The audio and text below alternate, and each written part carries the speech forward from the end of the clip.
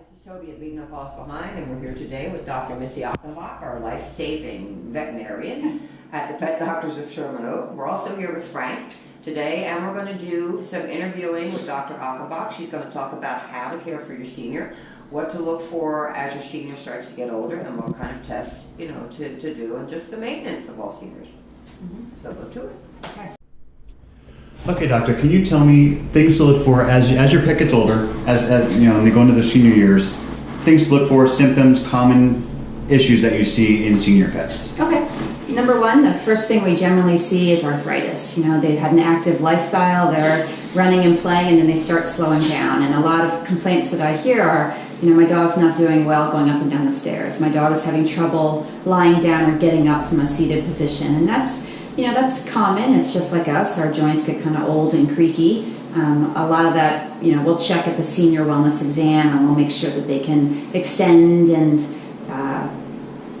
flex their joints. And most of the time, you're not going to do a hip replacement, but you can do some pain management and make sure that you're, listening to your pet. Does he not want to walk around the block? Does he just want to go out and poop and pee and relax?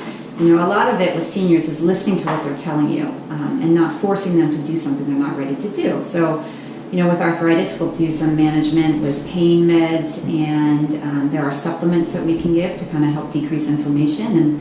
And a lot of times they do very well with just minor kind of changes in their lifestyle. Other things to look for, what I hear is like, okay, my dog's drinking more than normal. My dog is urinating more than he should be. So, generally at the senior wellness, we'll do annual blood work, where we'll look for their kidneys and we'll check their liver and make sure everything's functioning normally.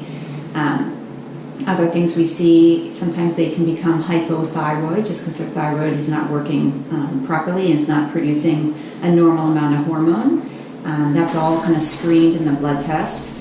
Other things we'll see, it's mainly arthritis.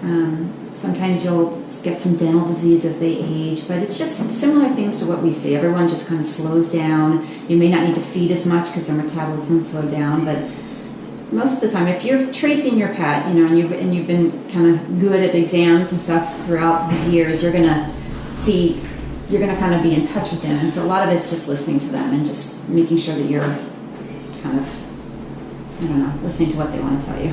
Excellent. Okay, and you just mentioned senior wellness exam. Mm-hmm. So in a typical senior wellness exam, what kind of things are you doing, or what kind of tests are you doing?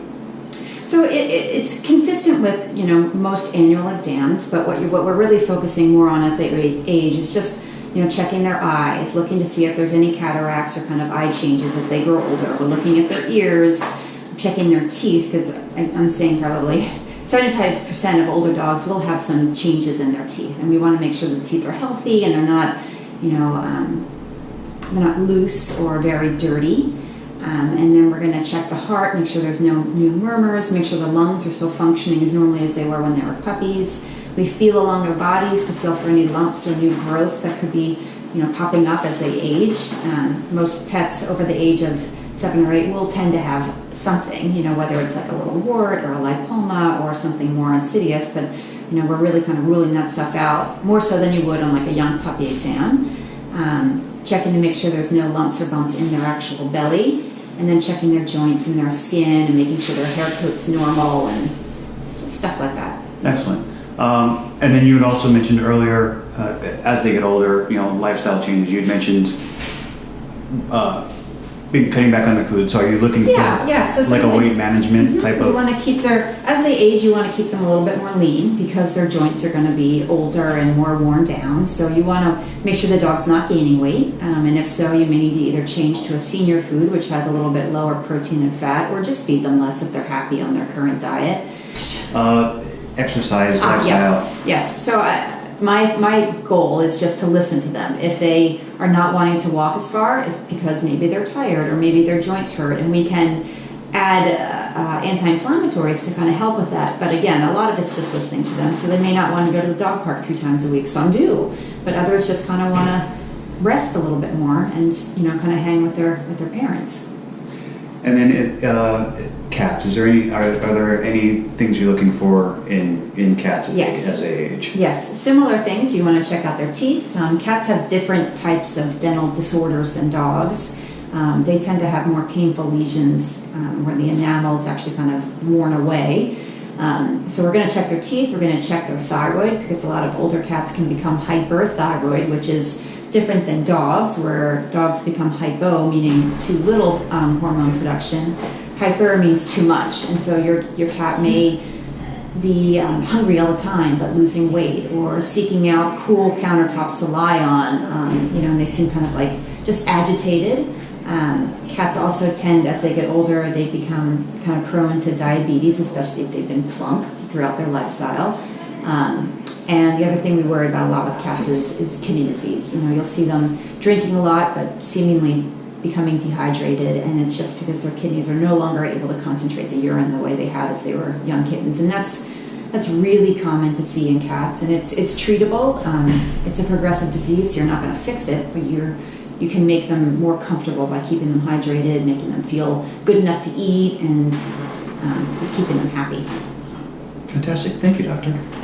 I have one question. Sure. I'd like to ask you, because my Allie, Yes. who was 13 when I lost her. Well, and I hear a lot about this too with other animals that we've rescued and people that have dogs. Towards the very end, Allie never had an accident in the house ever. Okay, but then towards the end, I would notice that when she would get up, she would be laying in a pile of urine. Right. And she was mortified, and it was almost as if it was something that she had no idea that she was doing, or she had absolutely no control over. And that when she would walk, when she would walk down the hall or something, there would be little dribbles, and she was just mortified. So, is that something commonly that affects the older dogs as well?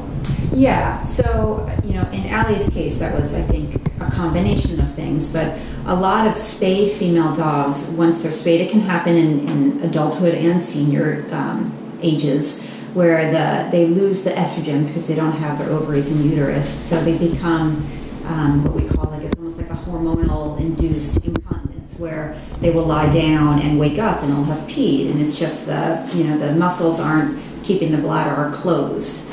And so a lot of that can be managed with either adding on a hormone or adding on a different medication to kind of tighten all the muscles up in their urethral sphincter. In Allie's case, she also had a neurologic condition which made her increasingly incontinent, meaning that she didn't know, and she wasn't able to, despite medication, she was unable to have the muscles functioning properly just due to compression in her spine.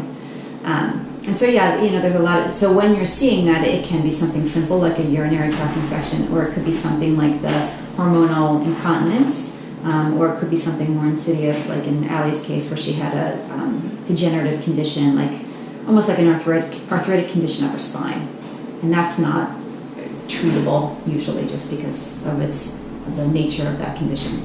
Okay, thank you. Thanks, doctor.